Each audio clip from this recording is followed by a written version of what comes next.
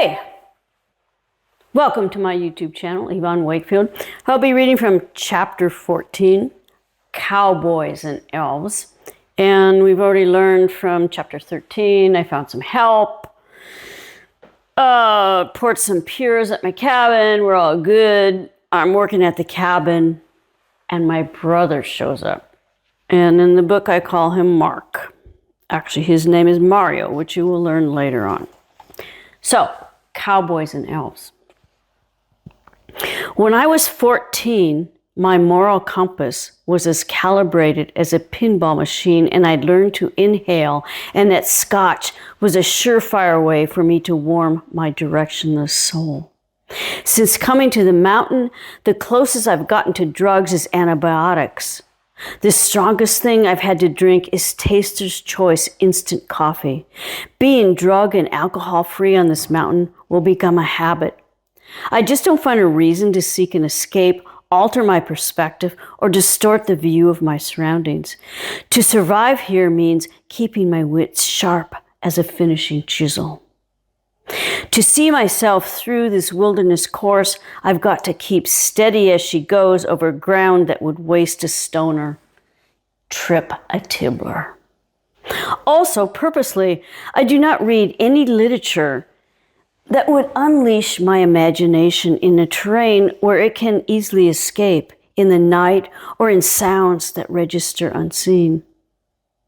Even in broad daylight, it's hard for me to not imagine tree trunks and fallen logs are not bears, or the rumbling above the creek is not a murderer stumbling my way, but rather a boulder tumbling downstream. I don't need anything stronger than myself to get by. Here on this mountain, the only disorienting spirits I consume, I distill in myself until my brother arrives. Flat on my belly next to Brad, remember that guy who's helping me? We take turns hammering rebar to break up and haul out rock from square holes. Then when my ears prick to a motor, I set down the sledge and see a strange truck parked below the building site. I recognize the driver behind the wheel as my brother, although I do not recognize his truck. Except for a brief birthday visit the week before, I've rarely seen my brother.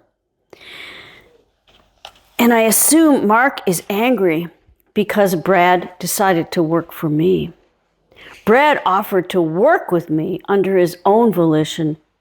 He needed to escape. I do not believe my brother understands this, and there is no way to communicate this disconnect to him. We don't have telephones. Everything we say to each other is done face to face.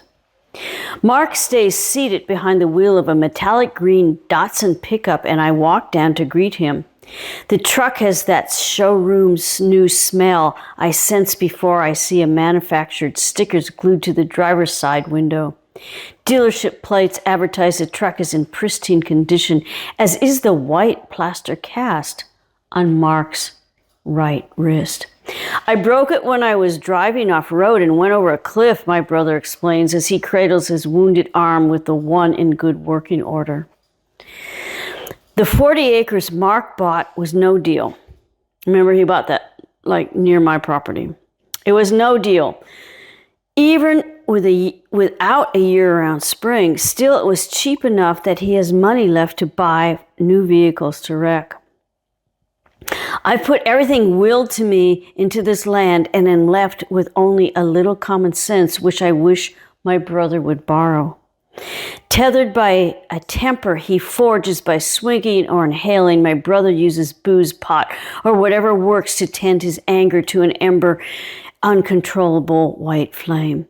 He regularly finds himself spent behind a wheel and the motor of some vehicle that always crashes. Alcohol and drugs keep him on this path, and his driving question simmering. Are you my father? He unconsciously demands of a universe with better things to do than hold out a helping hand to lost boys. Mark has never even gotten near enough to put a foot up on the buckboard of any wagon headed in the opposite direction of substance abuse. Today, I'll join my brother for a ride. I offboarded the second I picked up a saw and hiked up this mountain. I can't do much work with this arm right now, Mark slides Brad a snide look. Brad is focused on the hole he is banging away at, pretending he is unaware my brother has arrived. I'm going to Bend to buy a stove. Want to come along? He asked me. Can Brad come too? In the near future, I will also need a wood-burning stove, and this seems like an opportunity to mend fences between young men who act like pouty boys. Cab's really only big enough for two, Mark gestures gingerly with his broken arm to an interior half the size of the Ford he just totaled. With the promise of returning with groceries and new work gloves, I give Brad my share of lunch and take a joyride with my brother. The little Datsun rooms up and over the mountainside, in and out of ruts, easily scales shit and slide, and descends the eliminator. Wow, this is some truck, I yell, white-knuckling the door handle. Air shocks front and back. Mark reaches back into the glove box and opens it with his good hand. The front tire swerves to the edge. I look over and I wonder how long it will be before I end up like those tumbled boulders below the deep ravine. The little truck spins, dirt kicks up, rocks, then settles down to burning rubber on the asphalt road. We are stoned before we make it to the highway. The rest of the 150-mile drive to Bend is a fanatical blur. Joints are passed as freely as the range Mark speeds past. At 75 miles per hour around bare basalt hairpin curves, I scream, "Slow the fuck down!" Mark can't hear me. Wind streaming through the open windows. Jefferson Airplane blaring on about wanting and needing somebody to love over the 8-track. The ashtray fills with roaches. Wind whips through the cab and sends a bug into my eye. Tears run down my cheek to my breast. Hydration moment.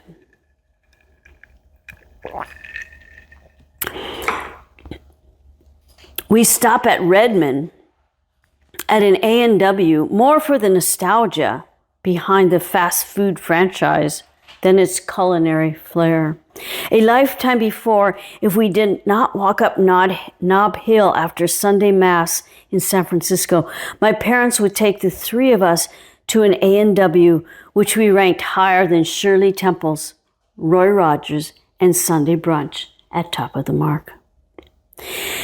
As in the top of the mark Hopkins, we wore our church clothes to the A&W. Mark and my father in matching suits, my mother a dress, hat, and 4 flattened minks snapping at each other around her neck. Couldn't do that today, you guys. My sister and I wore identical dresses my mother had sewn on a Singer and hemmed by hand.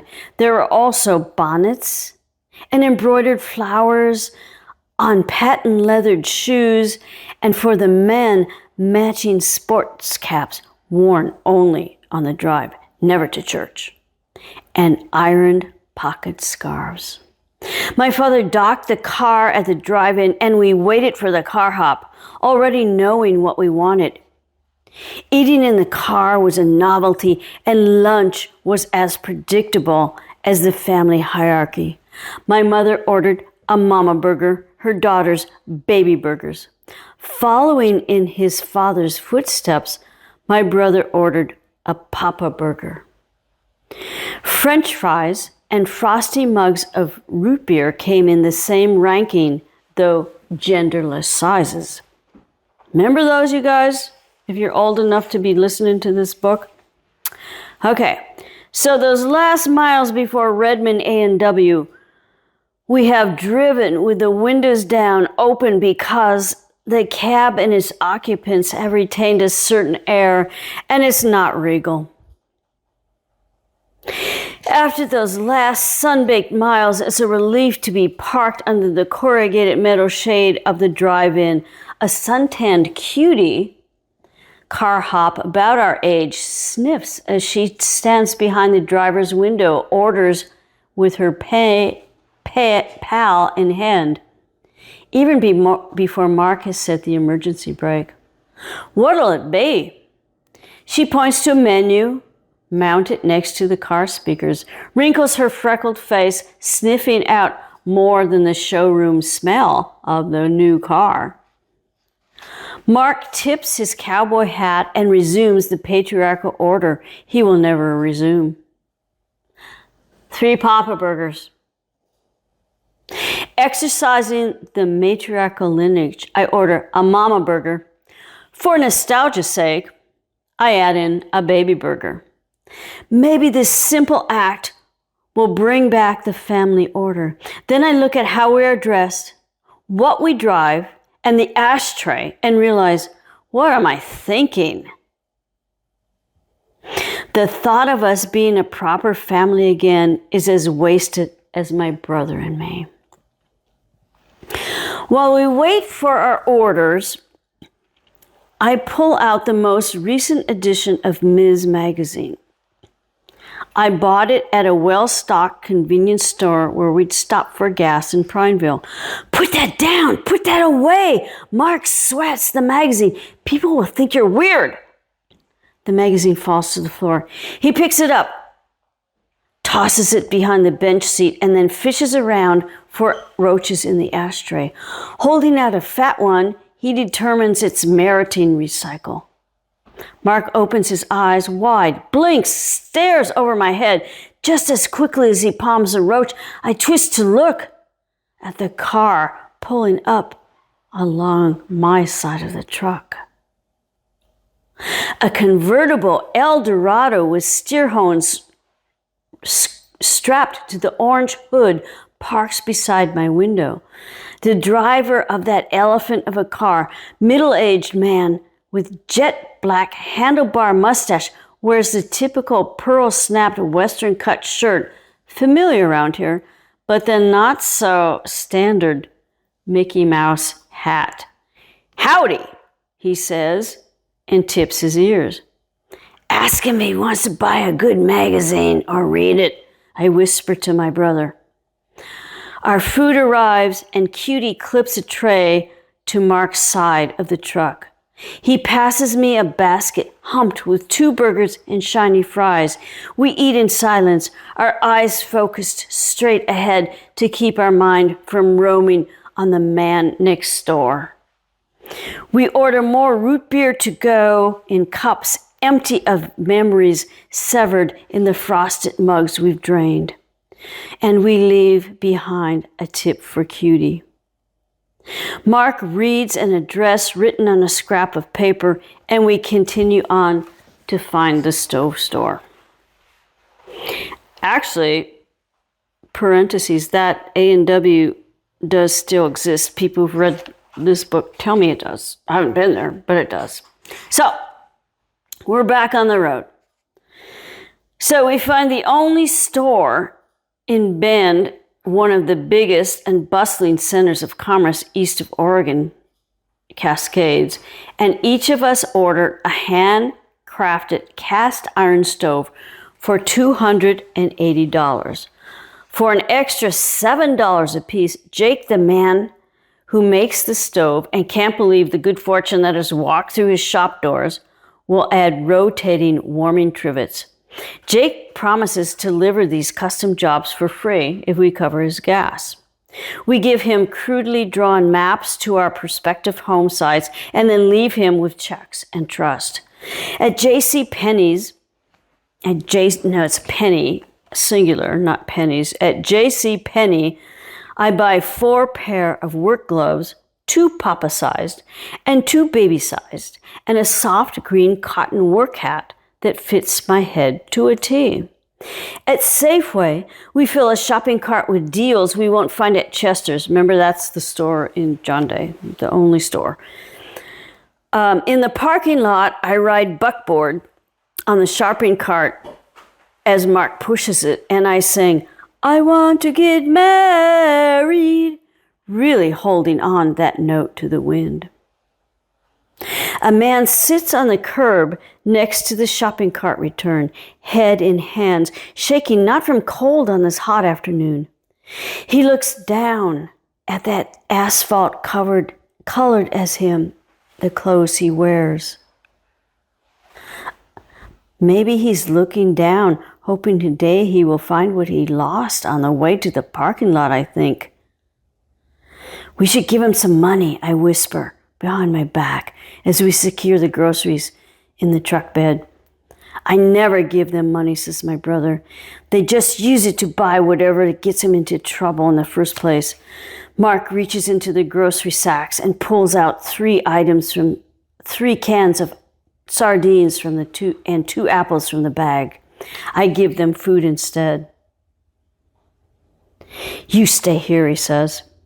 Mark walks over to the man. I can't hear what they say, but they share looks of resignation and resignation. I take a bag of cookies into the cab. Mark walks back toward the truck, turns on his boot heel, and returns to the man who is still looking down. Again, I can't hear what they are saying, but the man shakes his head no. My brother reaches into his right hip pocket and hands him a wad of coins. Back on the road again, Mark cuts cantaloupe into dreamsicle-colored wedges with his buck knife. His culinary skills are accomplished with a joint between his teeth, a rigid cast on the wheel. I am beyond screaming around hairpin turns. "Why did you give that man sardines?" "Because he can eat them without needing to use a can opener." Mark cranks the steering wheel hard around a curve. "Tear open the cookies, would you?" "Why didn't you just give the man cookies? He doesn't need a can opener to open a bag. More nutrition, that's why." Mark takes the bag, reaches in, and bites into 3 cookies at once. Crumbs cascade into his lap. We eat the melon and a bag of Keebler chocolate chip cookies baked by elves, the package claims. Which leads to a discussion on, if elves exist, why is it presumed they live in trees? And if these cookies were really baked by elves, we continue to reason, how come we never see stovepipes sticking out from tree trunks?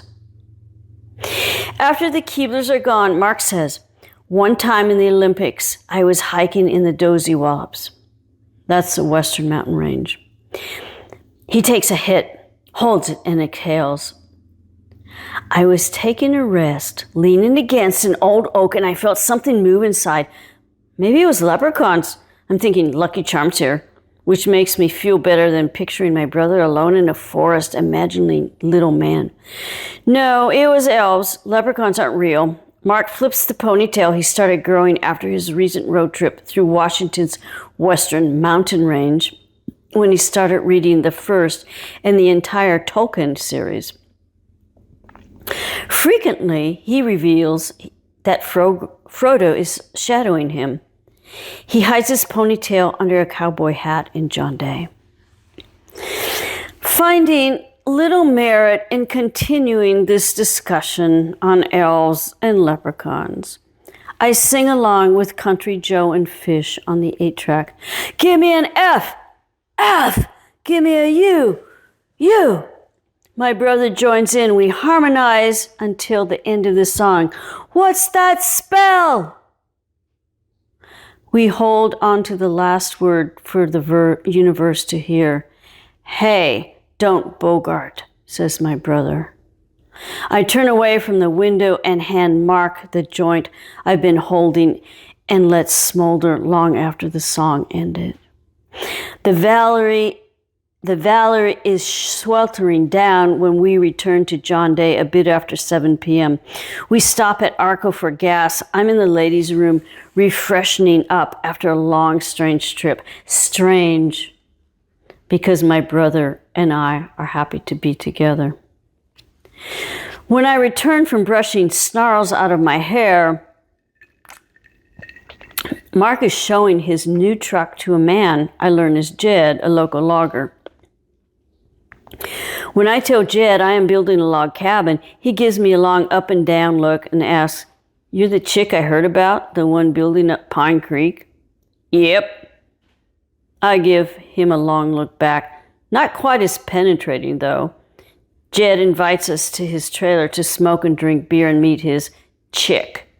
"Yep, that'll be fine. I would like to beep, beep, beep, meet your chick. Beep, beep, beep, you old cock, you." Mark's face blooms red as I push his hand away from my mouth. Jim says, "What the hell?" He gets in his Chevy and we follow behind him. Jed lives in a 1950s double wide on the outskirts of town. We park and then follow him up a splintered board steps. Inside the trailer, the lights are low, not so dim though that we can't not see the chartreuse shag wall-to-wall carpet. Girly pinups plaster the fake mahogany veneer. "Hey babes, come out here," Jed yells from the kitchen. Really, just an extension of the living room, the refrigerator, and the television, all of 10 feet away from each other. The bathroom down a narrow hallway is separated by a closed door. When it opens, a woman appears. Her physical and psychological demeanor most aptly characterized by a hallucinating ostrich egg underneath a Groucho Marx afro. Got that? A hallucinating ostrich egg under a Groucho Marx afro. You ever watch Groucho Marx? Let's continue. "So, this here's my gal, Karen." Jed puts an arm around her boxy waist, snakes his hand under her breast, and gives it a slight cupped nudge. "Hi," she says, with a country doll that she does not care or is unaware that it should be manhandled. Jed unclaps Karen. He walks a few feet to the kitchen sink, squats, opens the cupboard, and reaches in deep past the plumbing. He stands up with a can of Comet, flicks off the lid, and reaches inside and pulls out 2 familiar-looking green-filled plastic bags. He returns to Karen, and her Stonehenge stare grinds his hip into hers and says, "Roll, baby, roll." Then he smacks her ass hard enough to register reaction even on my brother's stoned face. Karen carries the stash to an overstuffed chair, sits, grabs a hunting magazine, rested on her thighs, and empties a lid on the cover photograph of a 6-point buck dead in the back of a pickup truck. A smiling man dressed in camo stands behind the open tailgate, crating a rifle. She rolls the first joint from strawberry-flavored zigzags on the poor deer's head. "Y'all like country?" Jed asks no one in particular. "I love this country.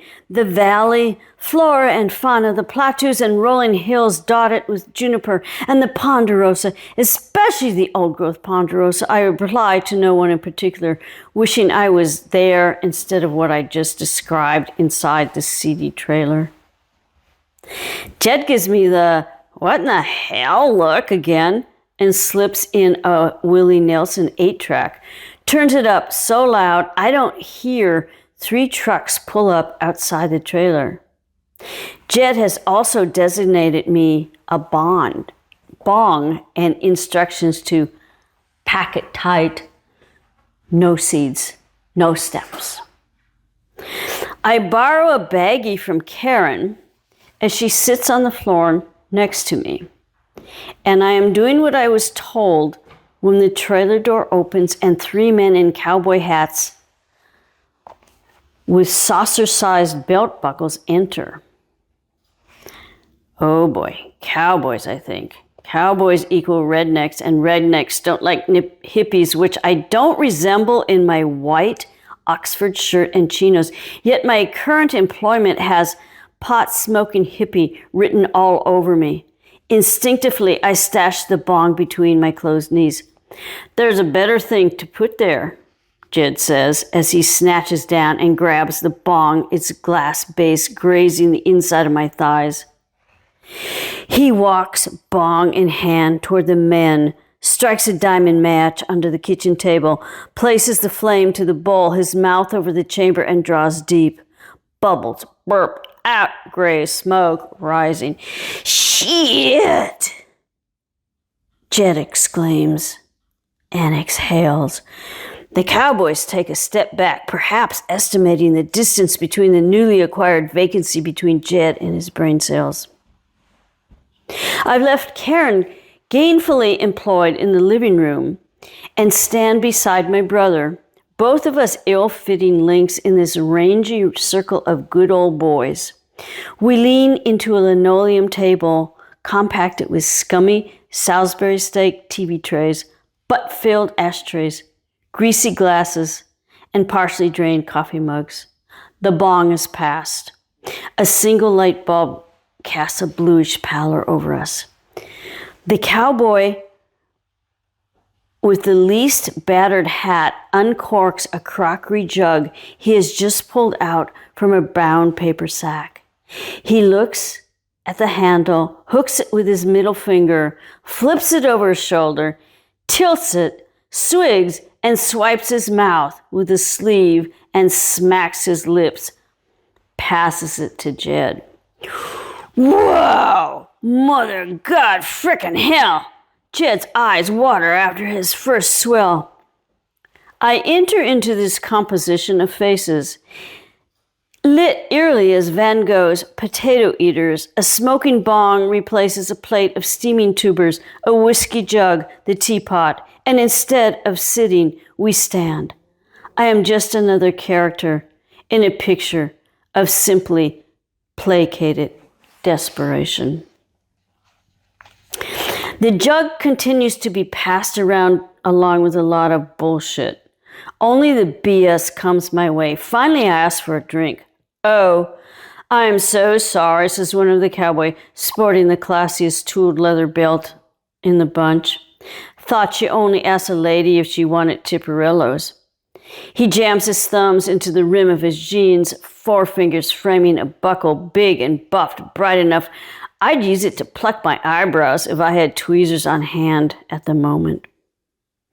Everyone explodes into good old boy laughter except me. There is knee and back slapping. Even my brother yucks it up. When the jug comes my way, I snatch it from him, wipe the crockery lip with my cuff, and take 3 long gulps. If I had an Adam's apple, it would be blubbering up and down, bobbing up and down, and I would be choking it back from exploding through my larynx. Instead, I clench my teeth to dam the reactionary tears from brimming. The last time my molars screamed for mercy like this was when I gave the eulogy at my mother's funeral. The sorrow I grit down on back then has no relation to the grief imploded by Platte Valley.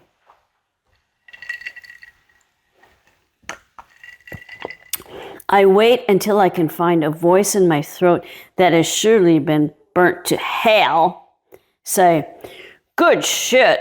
Wipe my lips with the back of my hand, pass the jug, then lean further into the kitchen table to stop a faceplant. The mama and baby burgers, fries, cantaloupe, and cookies packaged by the elves are long ago history. And the whiskey goes straight to my head. I need some fresh air. These 3 steps away, there is less smoke in the living room. Karen hasn't moved from the chair. I stand beside her in front of a speaker and sway to Willie Nelson. Even though I'm more partial to Tchaikovsky, and in particular his violin concerto in D major, opus 35, I sway, just a little too long to one side and shag an uninvited dance with the shag carpet. A circle of men, thumbs in their jeans, stare down on me, their belt buckles mirroring my position. I've been finding myself in as of late. No one offers a helping hand, not even my brother. Not even Karen, who hasn't budged from her chair. So much for sisterhood. I rise, kneel to gain equilibrium before arranging two unsteady legs beneath me. Good night, Irene. The loud music and the room spin around and around. The cowboy with the big buckle, enough to reflect my entire predicament, grabs me by the arms before I resume a place on the carpet, and he leans me back against an overstuffed chair. The circle has moved into the living room, and the jug continues to pass around along with various smoking objects. I sit out the last few rounds, propped next to Karen, who just stares vacantly across the room as if nothing is happening, has happened, or will happen. Well, my brother says, with a newly affected drawl, me and my sister need to get going. Since when did my become ma, to become ta on my brother's tongue?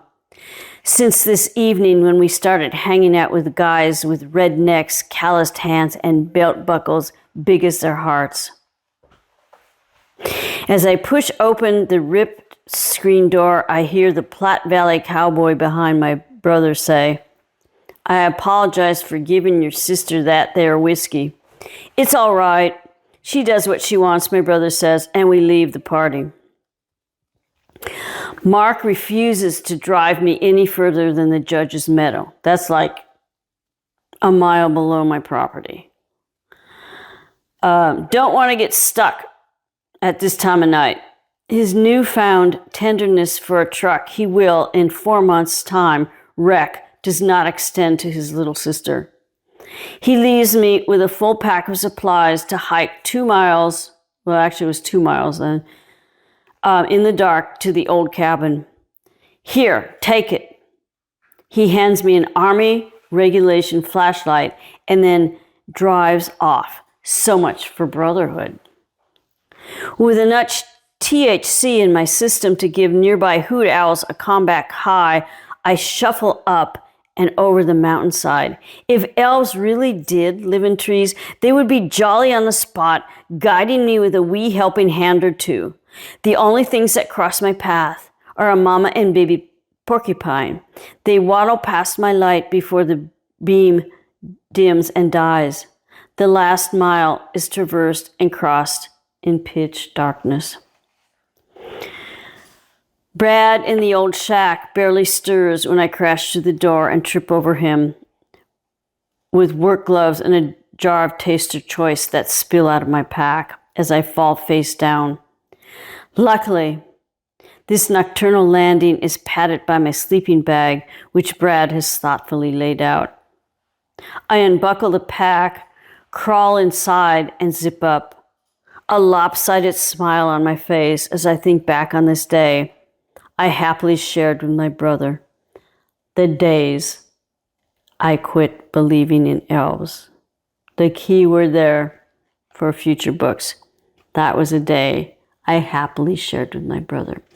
So I hope you liked this chapter 14 of Babe in the Woods, Building a Life One Log at a Time. Keep tuning into my YouTube channel, Yvonne Wakefield. My great producer here, Arturo, is always putting up little things. And we'll just have little Henry say, nighty night. He's so old. Bye-bye, guys. Oh, and stay hydrated. Always. See you next week.